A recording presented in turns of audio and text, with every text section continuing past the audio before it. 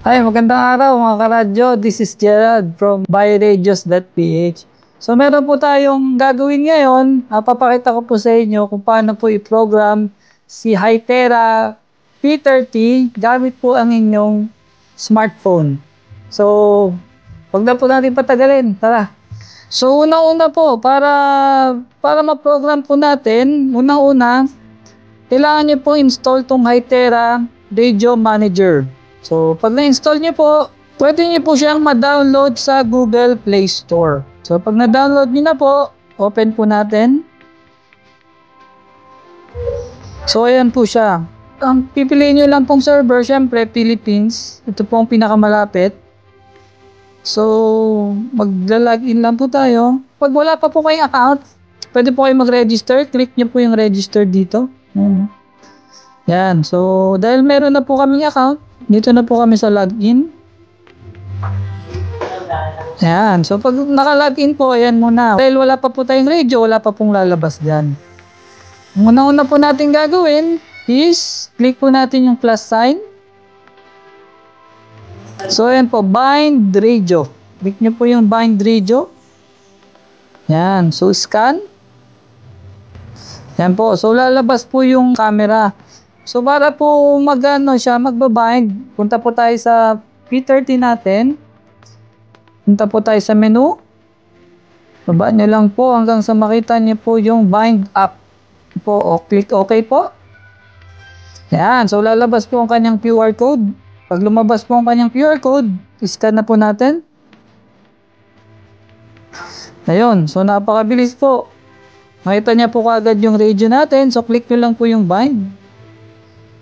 So, ayan na po. Ayan na po siya. So, na-connect na po yung ating radio. Pag kinlik niyo po yung radio, lalabas po yung group name niya na kinreate po natin. Ito po yung kinreate natin na random. Ito pong group na to, itong G85AGT. So, ayan po. Ano pong pwede nating function na magawa dito? So, syempre, random, siya, gusto niyo pong gawin ng pangalan nyo, na group name nyo. For example, kiklik po natin, yan po. Pag-click po natin yan, yung group name, pag pinindot nyo po yan po, pwede nyo pong palitan na. Magagawa nyo lang po palitan yung name dito sa mismong cellphone. Pero dito po sa radio, hindi nyo po siya mapoprogram na mapalitan ng name. So, kunyari po, papalitan po natin ng byradios.ph. Sorry, sobrang na pala.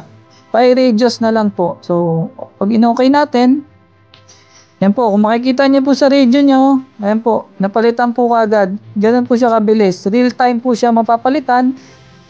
Kita niyo po kagad na napalitan. So, ano pa pong function dito sa ating app? Pwede rin po kayong mag-add ng group member. For example, meron po kayong bagong radio or meron po kayong kaibigan na gusto nyo i-connect. Click nyo lang po yung plus sign.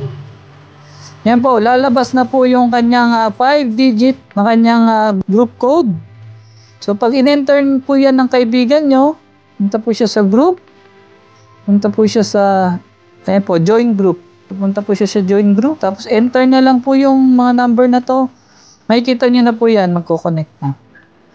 So, pag okay na po, ayan. So, isa pa pong function itong ating app is pwede po kayong gumawa din ng group dito. So, punta po kayo dito, group. Yan po. So, pagka click nyo po yung plus sign. Ayan po, ang click nyo po is create group. Ayan po. So, select nyo po yung mga POC dito. So, isa lang po nakakonect sa atin. So, create. Okay, group name. For example, family po ang ang group nyo.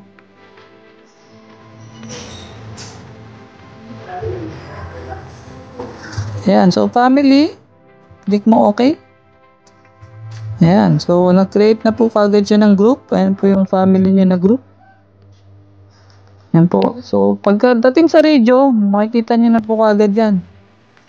Ayan po, pag meron na po kayong nakitang arrow sa taas at saka sa baba, ibig sabihin marami pong channel ang pagpipilian na. So pag dinown button natin, po, family. Lalabas po agad yung family. Ito po yung ginawa natin. So, ayan po. Dito po makikita nyo sa app natin, ayan, kung sino yung online, sino yung offline. Mamamonitor nyo po dyan dito. So, ayan lang po. Ang function niya, napakasimple pero napakaganda po. Para mas madali niya pong ma-program, di niya na kailangan pumunta sa computer. Dito lang po mismo sa cellphone nyo, magagamit niyo po siya. So, ayun lamang po. Maraming salamat po. Pag meron po kayong tanong, meron po kayong order, ito pong P30, napakaganda. Contact lang po kayo sa amin. Meron din po kaming website, bagong launch po namin na website, byradios.ph. So yun lang po, this is Gerald from byradios.ph.